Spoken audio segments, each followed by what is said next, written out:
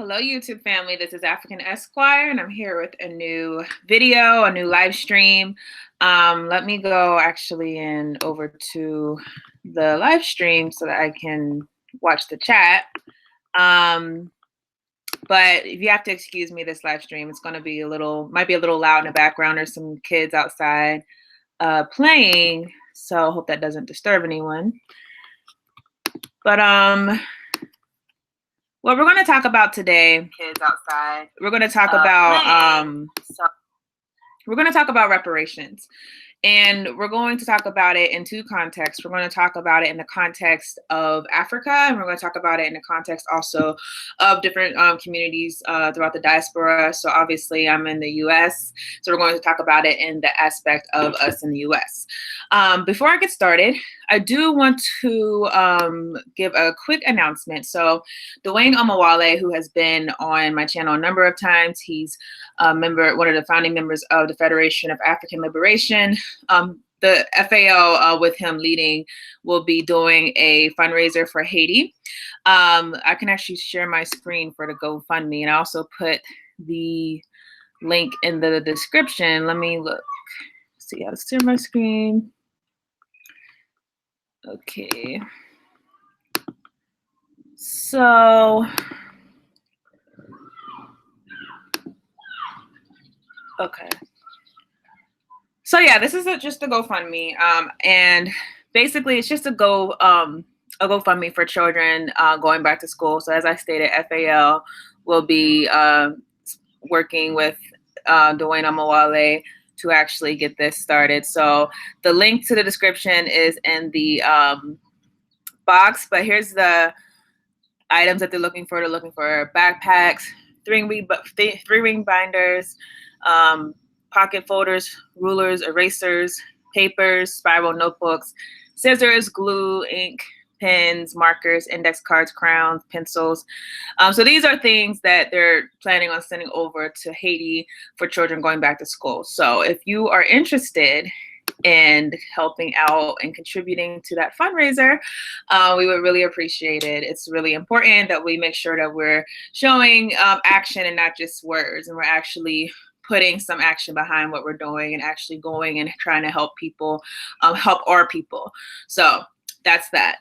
All right, so I want to give y'all a little chance to get into the chat, but I don't want to wait too long because I do have to go out soon.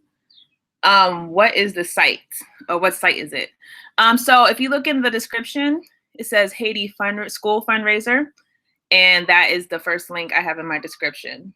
So, but it's on GoFundMe. And as I stated, Dwayne has been on my channel a number of times. He does a lot of charity events. He's a legit person. So you can take my word for it that this is a legit fundraiser. All right, so I'm gonna just get started. I seen an article a couple of weeks back. Not an article, actually, I've seen a video talking about the European Union is actually considering giving reparations to Africans. So I did some digging and I did some research. I'm going to read an article, and I'm going to share the screen again with you guys so that you can join in with me while I read. All right, so EU Parliament calls for reparations for crimes against humanity to Afro-Europeans. Now, first thing that you should notice is that it says to Afro-Europeans. It's not to Africans. It's actually to Africans who left Africa and supposedly are assimilating into European society. So the fact that they called it reparations is very interesting, but we'll get into that a little later. The European Parliament overwhelmingly approved a resolution Tuesday addressing structural racism in Europe against Europeans of African descent. The resolution calls for reparations for crimes against humanity during European colonialism. Now, during European colonialism, that's very interesting because you would think that the resolution wouldn't just be to Afro-Europeans. The resolution would be to Africans actually on the continent of Africa, and not just to the people who actually left Africa and assimilated into European society. So that right there, that's a red flag that this might not be a sincere effort to actually give some type of reparations. The document was written by British Labour MEP Claude Moraes and was inspired by the racist behavior allegedly experienced by Italian socialist MEP Cecil Calgene, who served as Italy's first Black government minister, according to The Guardian. So the resolution urges member states of the European Union to form and execute an anti-racist strategy within their home nations, specifically focusing on the field of education, housing, health, criminal justice, political participation, and migration, according to the European Parliament website. It also seeks to address racial profiling in criminal law and counterterrorism. The resolution also endorses action regarding reparations made to Afro-Europeans for crimes against humanity during European colonialism. The European Parliament press release about the resolution reads, additionally, people of African descent should be taken into account in current funding programs and in the next multi-annual financial framework.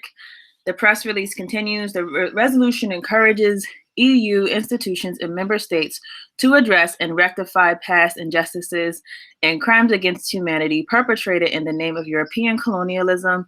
These historic crimes have present-day negative consequences for people of African descent. And they suggest that carrying out reparations, such as apologizing publicly and returning stolen artifacts to their countries of origin. The European Parliament also calls for nations to declassify their colonial archives and provide a comprehensive perspective on colonialism and slavery in academia. All right, so let's stop sharing screen. I'm curious, and I'm looking at the chat right now as to what you guys think about this, because when I read this article, it was basically like a bunch of BS, a bunch of nothing. And this is typical when it comes to reparations. So let's just talk about reparations when it comes to Africans anywhere. If you have been following this channel, you should know by now, anytime that we look into reparations, we're also looking into what precedent has been set as far as African people. What we know is that as far as African people, there is no precedent as far as giving reparations. There's precedent as far as giving Germans or giving Israelis reparations. There's precedent as far as giving Native Americans reparations, the Japanese reparations. Everyone basically except for Africans. And that doesn't matter if you're in the United States or if you're in Europe or wherever you are. For some reason, the global collective of European nations have like a silent pact, I would say. And you would have to say it's a pact, because how is it possible that all of these countries, none of them actually are trying to give actual monetary reparations to people of African descent? None of them are trying to give reparations to the people of Haiti. None of them are trying to give reparations to the people that they colonized in Africa. None of them are trying to give reparations to the people in America. It's like a universal thing. And it's a little odd if you think about it, because it's like, well, aren't you guys supposed to have individual identities as different countries? Shouldn't you have individualized things, policies happening, policies towards African people? How is it that none of you guys have given any type of reparations for the horrible atrocities you have committed? And this is what we talk about when we talk about Pan-Europeanism. When people say we don't need Pan-Africanism, well, if that's the case, why is Pan-Europeanism used in order to inflict the white agenda? And when we say that, Pan-Europeanism, you have to understand, it's not a coincidence that all of them have somehow agreed not to actually foot the bill for the atrocities committed against African people. And the reason is because it sets a dangerous precedent. When it comes to African people, when it comes to us, we have to understand that if we actually get what's owed to us, it is actually going to destabilize the entire global sphere. Because when you look at Europe, for example, all of their riches were literally stolen from Africa. Look at what has been done from Belgium, like the billions of dollars taken from the Congo just to build up what they have today. And maybe they're no longer exploiting the Congo as far as directly, but even if you stop all of the neocolonial policies that have been happening, we know that that it would still not reverse what has been done, because these people have gained wealth, they have invested their wealth, they have been able to build institutions that cannot be undone. So it's not a coincidence. That's what I try to get y'all to understand. People want to separate the call for reparations in the United States from the call for reparations in other places like South Africa or Namibia. People want to separate these calls for reparations as individual fights.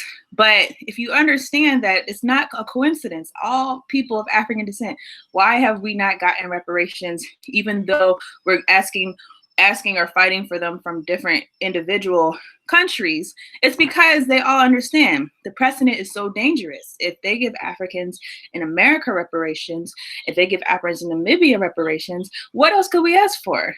Because we could really ask for their entire economies if you think about it.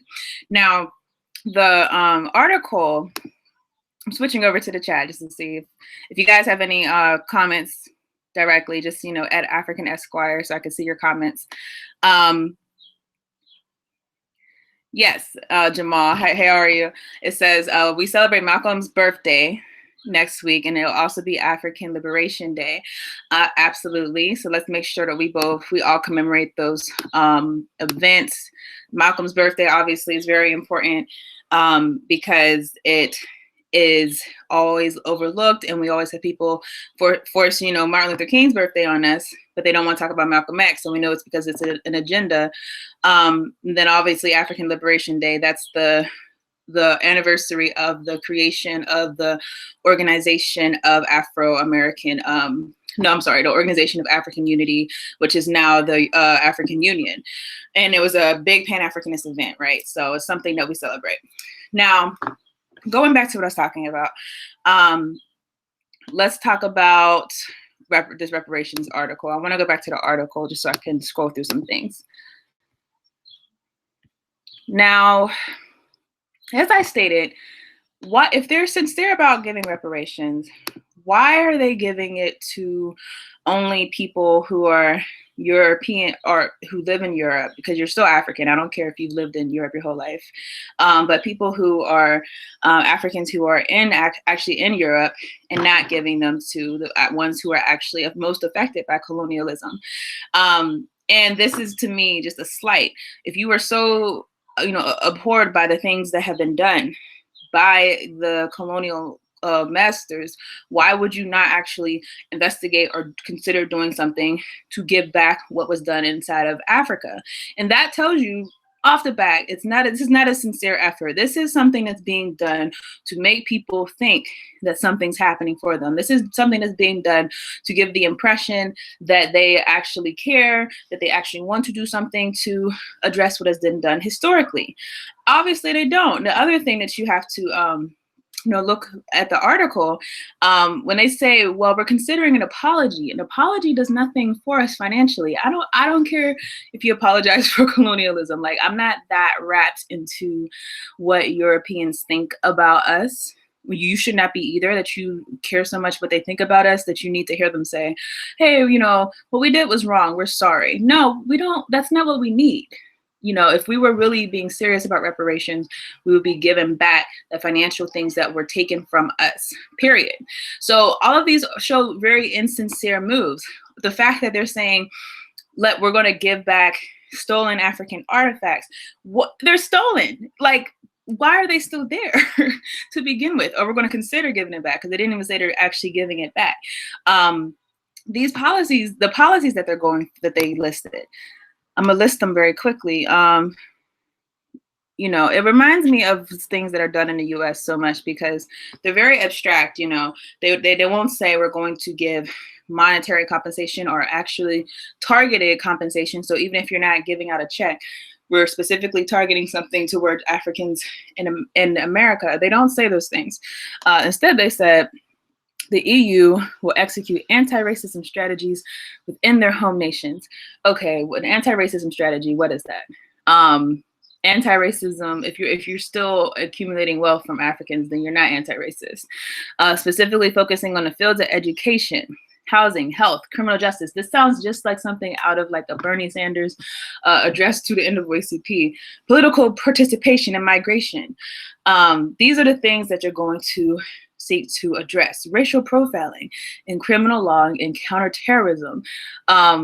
Again, these are things that are abstract. These are going to be things that can be easily manipulated.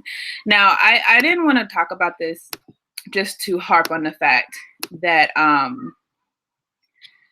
obviously the once again, they're kind of doing the runaround because they always do that. I mean, look at the if you're in America and you're watching the 2020 elections, as far as the Democrats, a lot of them are doing the runaround when it comes to people asking them, what are you doing about reparations? A lot of them don't want to talk about reparations, right? So they start saying, well, we're going to invest in urban housing, or we're going to invest inside of education. We're going to do that. Well, no, we said reparations. The same way that with the Jewish people, y'all specifically said, this is what we're going to give y'all because of the Holocaust, even though the United States did not even commit the Holocaust, but they were very specific. When it comes to the Japanese internment camps, when you told them, this is what we're going to give you because we put we put you guys into internment camps during World War II. When it comes to the Native Americans who have been victims of genocide and displacement, obviously, we're going to specifically give this to you because of the crimes that we committed here. That is what reparations is. All this other, we just want to talk about, things that are going to help everyone. There's nothing that helps everyone. This is class conflict. There's a reason why we're poor and you're not, because things don't help everyone. We are specifically targeted with a lot of policies. And when you don't target things towards people who actually were victims of those things, you realize that the fact is there's no such thing as trickle-down economics. There's no such thing as, this policy is going to benefit everyone, because the fact is we are naturally opposed to each other as far as interests, just because of the way that our people were brought here, just because of the way they were stolen from Africa and enslaved. That already puts us at opposite ends as far as economic interests. So as I stated, what I wanted to focus on is the fact that so many times reparations are used as a distraction. So if you think about it, I'm noticing more and more Africans, continental Africans are talking about reparations more and more. The thing is though, and I'm kind of going to leave certain countries out of this. I'm going to leave South Africa out of this because South Africa has a white population that's actually in the in Africa and actually owns like the land and controls the lands, directly, not hidden, not behind the scenes, but it's very obvious. They own all the property, they own all the agricultural lands. So that's a little different than certain other parts where there is not a present white majority, right? But I noticed that a lot of the conversation is starting to pivot to reparations. But if you really think about it, to not be distracted, why is it that these countries are willing to start having conversations about reparations, but they're not willing to have conversations about neocolonialism? What I mean by that is, obviously it'd be nice if they gave back the billions of dollars that they've taken from Africa, right? The issue is they're still taking that money now, and not under the official regime of colonialism, but under the regime of neocolonialism, which again, neocolonialism is just as effective as colonialism for taking the resources from people. However, instead of being done out in the open, instead of being an official thing, we're going to take your cocoa, we're going to take your gold, we're going to take your silver.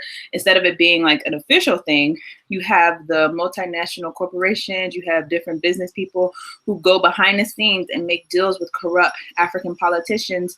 With these deals, they basically set it up to where, okay, we're going to give you, a couple $1 billion and a nice house in Switzerland or whatever, if you give us your gold, if you give us your silver, if you give us access to your water, or give us access to your land, give us access to this. So it's sneaky, you know, because no one knows. It's just stuff being done behind the scenes. So it's very, you know, telling. They're saying that we're going to be willing to give up this whole issue of reparations, and they're not even being serious or sincere about it, because they're saying, well, we'll talk about reparations, but we're not going to talk about it in a real African or a real context as to what the issues are. We're going to give you these fake, you know, abstract concepts. You know, we're going to talk about criminal justice, and we're only going to do it for Africans who actually are in Europe. We're not going to do it for y'all who actually are in Africa. You know, we're going to do this. We're going to talk about reparations. Meanwhile, there's no conversation going on about neocolonialism. And that's why I wanted to title this video, "Do Not Get Stuck on Reparations," because clearly these are being used as a distraction. Because if Africans just stop, you know, going with these different conversations that they throw at us, you know, hey, we're going to give you reparations. Now you got people talking about the European Union is possibly giving reparations. And instead, we're not talking about the fact that these European countries are still taking money. You know, why do I need reparations from you if you're still going to take money from me today, tomorrow, next week, next month, next year? If anything, I would want to stop the bleeding. If anything, I would want to have a sincere commitment to no longer have these type of policies being done under the table. If anything, what African people should be asking for is accountability. There are these countries, these multinational corporations that are set up to literally, you know, take advantage of you and your resources and your assets.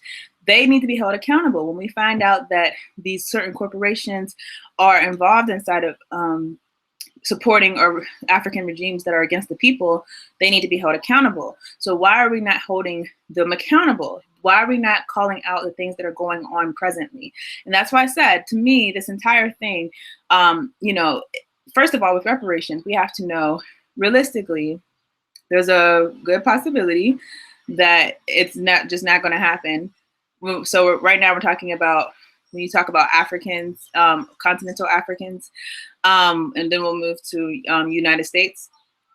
When you look at the context, there's a good possibility that it might not happen, because I say that it would kill Europe to actually give real reparations to African people. So number one, it's a distraction because it's likely not going to happen. They're likely not going to hit the self-destruct button and give you all the money that you're owed. But the other thing is, more than likely, if reparations were to come, hypothetically, because that's a big hypothetical, they're still going to continue their policies of taking things from you. So it's really a distraction. Now, if you want to do something that's going to turn the tables, completely stop the exploitation that's happening right now, today. If you don't do that, then you're not changing your economic situation, because we have to understand things are set up in such a way that Africans are being taken advantage of by these European powers. So that's where I'm going to basically leave off as far as continental Africans. Let me look see if there's any questions. Do you not believe class divisions exist on the continent? If you do, why do you believe the broad policies like free trade, for example, will benefit all Africans the same?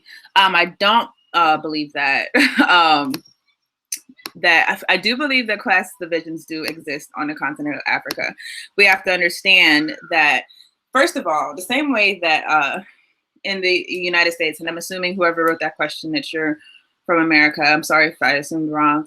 The same way that there were people who were given privileges.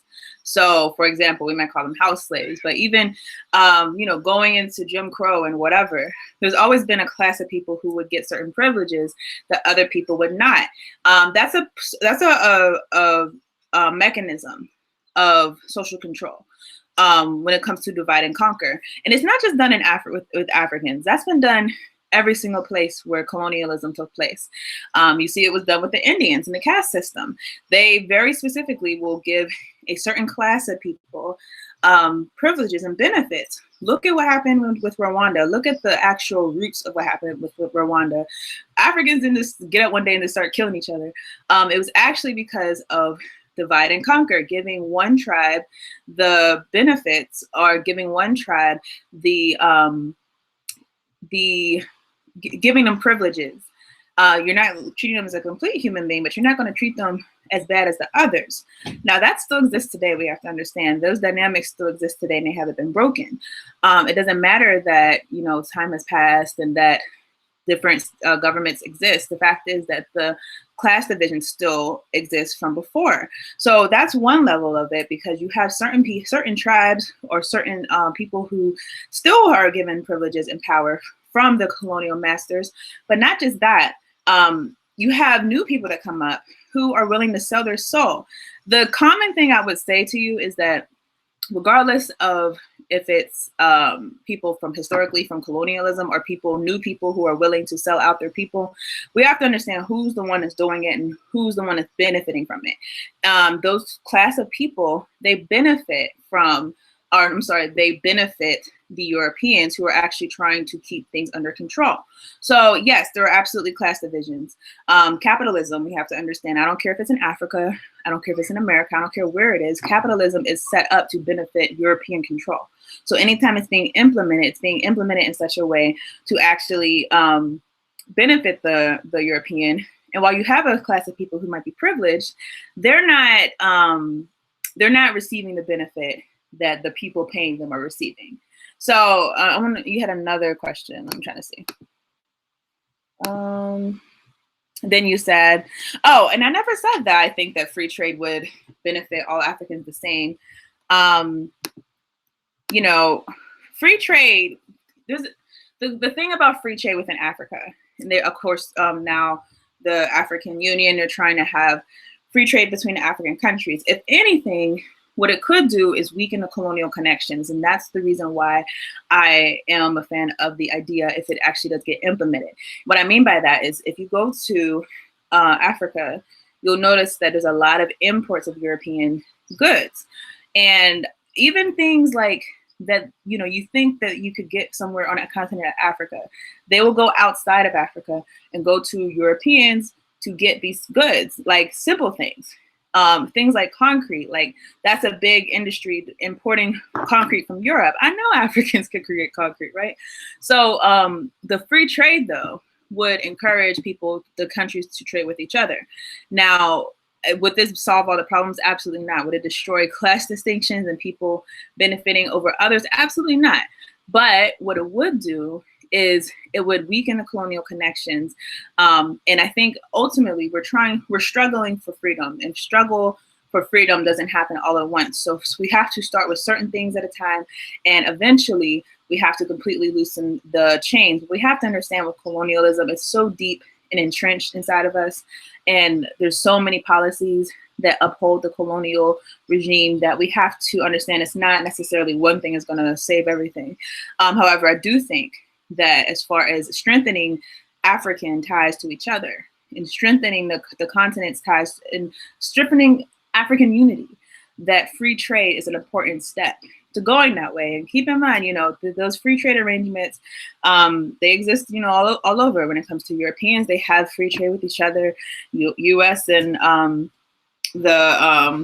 think it's NAFTA, you know, all of these people, they have trade with each other. So it will only benefit Africans to benefit from each other before they benefit from outsiders.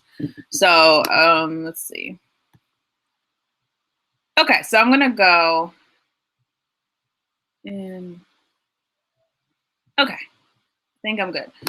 Like I said, if anyone wants to ask me a question directly, at African Esquire so that I can see your question.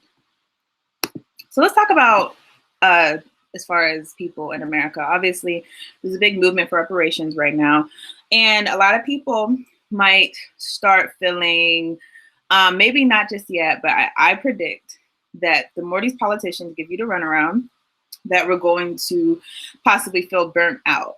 And the reason I say that is because that's how things work, you know, within racism, within capitalistic racism, is that, you know, we come with an agenda, You should give us this. You should give us reparations. You should give us civil rights. And they find ways to get around it without addressing it. Now, there are people who could strategize and try to find better ways to address it. But ultimately, for a lot of us, and especially in the social media age, we have like a really short attention span. If you look at, for example, the Black Lives Matter movement, I mean, we were asking, for an end to police brutality, now, which is very abstract. And how do you do that when you're still living in a police state? Those are the things that we weren't asking. But regardless, that was what our desire was. We were calling for end to police brutality. A very fair thing to ask for when you're being constantly harassed by the police. However, after time, after death of Black men, Black women, Black children by the police, and also seeing those police being found either not guilty or not even having charges brought against them, people became burnt out, because you can only feel so much emotion for something for so long. And if you're not addressing it and actually seeing some type of progress, then eventually it kind of weighs down on you. And I've noticed the reparations issue has that potential to happen. And I say that because almost every presidential candidate has basically laughed at it. And in fact, one has not, but the woman, I forget her name, I'm sorry. But even her estimation of reparations, would it actually solve the problem? A lot of people say, no, it wouldn't solve the problem because we need more. Now, as far as not getting distracted from reparations in the U.S., Africans in the United States fighting for reparations for what has been done from slavery, not just slavery, Jim Crow, redlining, all types of policies have been done throughout this country. I always say we have to make sure we're walking and chewing gum at the same time. And what that means is we can't just make one thing the only thing that we're fighting for. So while we're fighting for reparations, we should also be equally fighting for things like Black ownership, for things like Black unity first, because if we don't have unity, then there's no point in even, having these other conversations. Actively fighting against other things, like we have to be active. We can't just be one issue, and if that issue gets taken out, then we're done. My question would be to people, are we prepared for if they do not give us reparations? And a lot of people don't like when I ask that because it's kind of like, oh, well, we're going to demand it. Well, how? Like if they don't give it, given the fact that they haven't yet. And there's been times, keep in mind that the United States government has promised reparations to African people. For example, they promised, under the Freedmen's Bureau, that was actually probably the most comprehensive system of reparations that has existed in the United States. But you know what happened? There was an administration change. And with that presidential administration change, the Freedmen's Bureau basically died. Are we prepared for what would happen if that were the case? And if they did just flat out say, no, we're not going to give you reparations, because when you actually look at what's going on as far as the 2020 elections, I don't see anyone being pressed to actually agree with that. In fact, I see a lot of Black people who are so like, they hate Donald Trump so much that they're like, okay, you said you're not going to do this. Fine. We're going to still vote for the Democrats because we hate Donald Trump. And we'll just get the reparations later. So not a lot of people are actually committed. There's a lot of people, for example, who, Bernie Sanders just basically blew everyone off, blew the Black community off. And it's very disgusting. If you believe in political awareness, political maturity of the Black people, and you still want to vote for Bernie Sanders, I don't know how, because I don't see how you so snarkily blow off, people when they're actually demanding something. But he was very clear. I'm not gonna do anything for Black people specifically. If you can benefit from my general policies, but you will not benefit from anything specifically targeted towards Black people.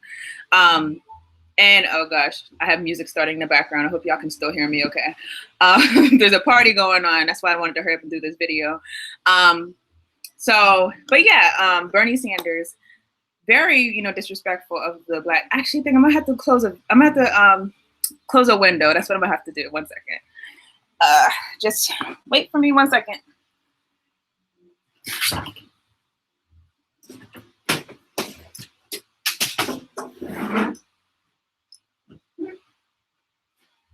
All right. think we're good. So yeah, Bernie Sanders very, boldly just basically said, I'm not doing reparations for Black people. And not a lot of people are still pushing back against it. Some people are still going to vote for him. So when we're talking about this, are we ready, for what could possibly happen if that doesn't go through? Are we politically mature enough to actually have an alternative route? And I'm not, I'm gonna start laying out, I think, some other alternatives that I think that we should be really considering. I'm not going to do it in this video because I'm still like self-studying and still getting my theories together. But in my opinion, when it comes to reparations, we can't make that our only fight. If we are, we're really leaving ourselves out there to basically be pushed around more and more and no longer have our interest and our concerns actually considered fully. So let me go back to the chat and see what's going on.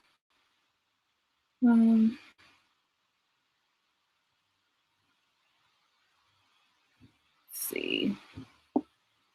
Do you think reparations will necessarily provide protection for African people needed from exploitation? I agree with you, it won't. How will having our own country and land do that? Well, the thing with reparations, and not just reparations, but we have to understand, we are in a system where we're going to have to always be ready to defend ourselves. And if we're not ready to defend ourselves against people who are going to come at us, if we're not willing to defend ourselves against possible military interventions, and when you think about a lot of African countries, they're not independent. They depend on other powers to actually give them their military, fund their militaries, and without those other powers, then they're basically screwed. If you think about that, then it's not just a simple thing.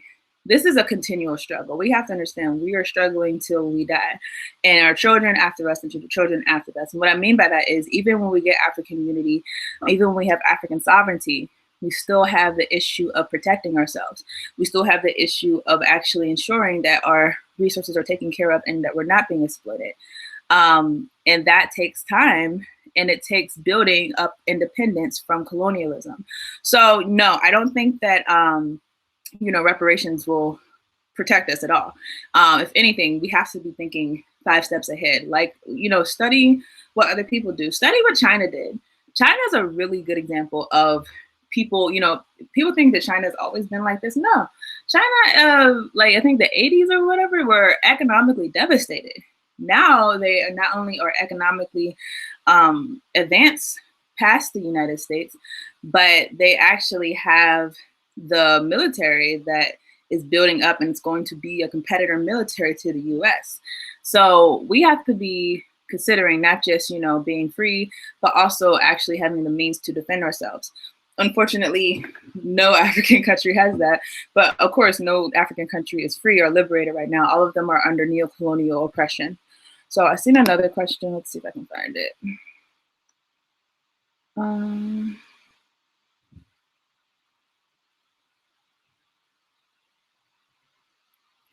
Sorry, okay.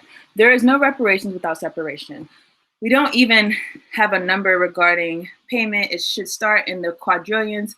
Trillions is an insult. Yeah, I agree with that. Reparations without separation. There's been reparations for other people. That's the thing. And there has been when you say separation, I'm guessing you're saying like complete separation, like not like, separating inside of the Black communities where we live in, but like complete separation, like having a separate nation. Now, what you said is true. Wait, let me actually go back to the question. Yeah, trillions is an insult. Actually, any number that they're willing to give us will probably be an insult, because you have to understand the impact that we've had on this country. So when you look at prior to, but during slavery, like, number one, we built the entire Southern economy of the United States. Not just that, that economy was the basis for the Industrial Revolution in the North. So the South and the North, the economy completely depended on slave labor. So when you think about that, in the United States being a superpower now, could they actually give us a true representation of what we're owed? I would say that's very unlikely that they would, because again, same thing with continental Africans, and when it comes to their fight for some type of reparations from Europe, if they actually gave them what they're owed, that's going to completely devastate Europe, because Europe would be in the Dark Ages again. Europe was in the Dark Ages whenever they started colonizing Africa. Just think about that. So, you would basically be sending them back to that. Now, that's why I say that we can't just get stuck on one thing. We have to consider other means of liberation. And, if this doesn't happen, what is our backup plan? We can't only have this being our plan, because the thing about reparations is that it depends solely on the goodwill of white people. And we cannot depend on the goodwill of white people. We have to depend on our own ability to organize and actually get some type of results. So absolutely keep fighting for reparations. As I stated, walk and chew them at the same time. You cannot have that be your only means of getting some type of equality, because the fact is that it's not promised. But not only is it not promised, it would very likely hurt the American economy to actually give us what we're actually owed. So these are just things to consider. All right, let's see. Any more questions? All right, I think I answered all the questions. But just to conclude, as I said, I just wanted to make this video to say, don't get stuck on this one issue. There are other issues we should be fighting for. There are other things we should be fighting for. As you also know, I'm really big on Black nationalism. The idea that we have to make sure our businesses, our schools, social institutions, and our politics are actually owned by Black people in the Black community.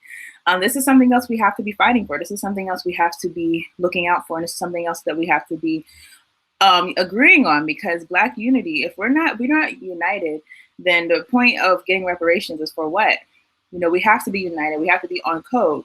I think it's so discouraging how, for not everyone, but certain people who are of the ADOS tribe, they have been arguing and fighting with different people who don't agree or do agree. And, this is like, where's the Black unity? Because even if we get our reparations, like, what do you do with that when we're not on code when it comes to what we do with those reparations?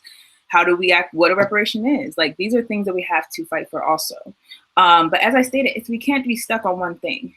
We can't be, right now, the strategy I see is asking presidential candidates or asking congressional leaders, hey, do you agree with reparations? And they say, maybe not, blah, blah, blah. And then that's like our what we do. We start targeting them and saying they don't like Black people, blah, blah, blah. And that's basically a lot of the crux of what I've been seeing as far as our reactions. But the reactions that I don't see is people saying, let's go back to asking them other things.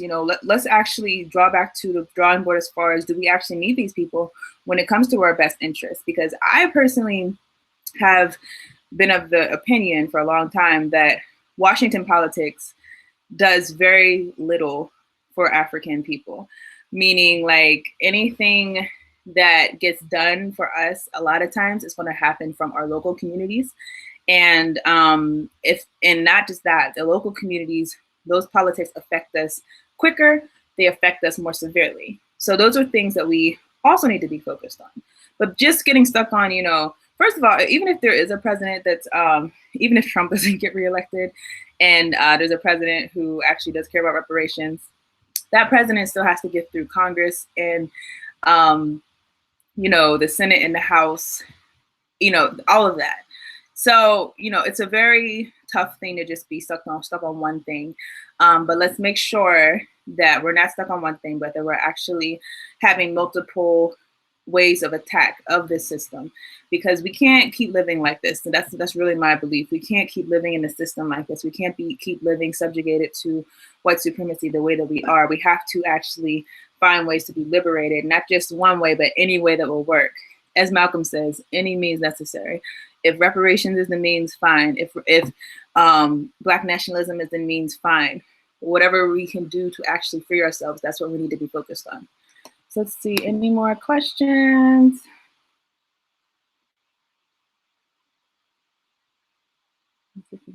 All right, so I'm gonna just take this one and then I'm going to log off. African Esquire, do you think reparations in terms of land, maybe entire states, is more feasible for brothers and sisters in the United States? In my opinion, if you're talking about like the U.S. government designating a piece of land for us, I would have to see a plan. That's what I'll say. Because what I've heard people say before is, we should have, the entire like southern states that are mostly populated by Black people, there should be a Black only area. The question is, do you think that the government would agree that all the white people that live in those areas should be kicked out of their land and put somewhere else? I don't think will happen. But if there's like an uninhabited space, probably that would work out good. But I don't know, I would have to see the plan, honestly. And I would have to see the political action plan as far as how we're going to make this work, how we're going to follow up, and how are we going to ensure that this makes sense, in the sense that it's actually going to be a real form of reparations for us. I have been of the opinion that, first of all, we need to consolidate our power in the United States and have Black communities where we are in power, and make sure that we're not allowing ourselves to be subjected to, certain types of racism. But is there ever going to be a day where Black people can be in the United States and not be a victim of racism? I don't think so, to be honest with you. I don't think there's ever going to be a day where I will feel comfortable walking down the street, where I'll feel good, knowing that my son or brother or father is walking down the street and there could be police around. Like, I don't ever see that happening. And so for me, I am personally, and I'm not saying everyone has to be a fan of this, I am personally a fan of repatriation to Africa, as that is a land that is actually a Black land. However, I believe in the liberation of Africa before we actually talk about all repatriating back there, because we could live good lives there. I mean, you could get your retirement in the United States and have a good life there. But if you're actually talking about being free from white supremacy, you're not going to be free from white supremacy in Africa. When you hear white people say, or not white people, we hear certain people say things like, oh, the Africans, they don't like us there, and they don't treat their own well, blah, blah, blah, like, making these generalizations about Africa without really taking into account the fact that Africa is still colonized. So if we're talking about living totally free, we also have to, while we're fighting for ourselves to be free, we also have to talk about the freedom of Africa in itself from colonialism. Because if you do repatriate, as I said, you could live a good life, and you'll have, I think, a lot more fulfillment than probably living in a majority white country where you feel like you're a target. There's definitely benefits, but to me, the optimum option, the best thing that could happen is Africa be free, because once Africa's free, we will truly be free. And so that's my personal opinion. All right, so I think that's the only question. I'm gonna look one more time. Okay, I don't see any more questions. So you guys, I hope you guys have a good evening, and just consider what the purpose of this talk was. It's not to say give up on reparations, although always there's going to be someone in the comments that's going to interpret it that way. But, that's not what I'm saying. It's saying don't get stuck on it. Africans, when it comes to the European Union and all of them saying, oh, we're going to give you reparations, don't get stuck on that. It was very insincere the way they did it. And the biggest number one issue is they're still taking money from you. So even if they try to repay you for the past wrongs, and we know that it would never be enough money, ever. But even if they did try, understand that that's going to be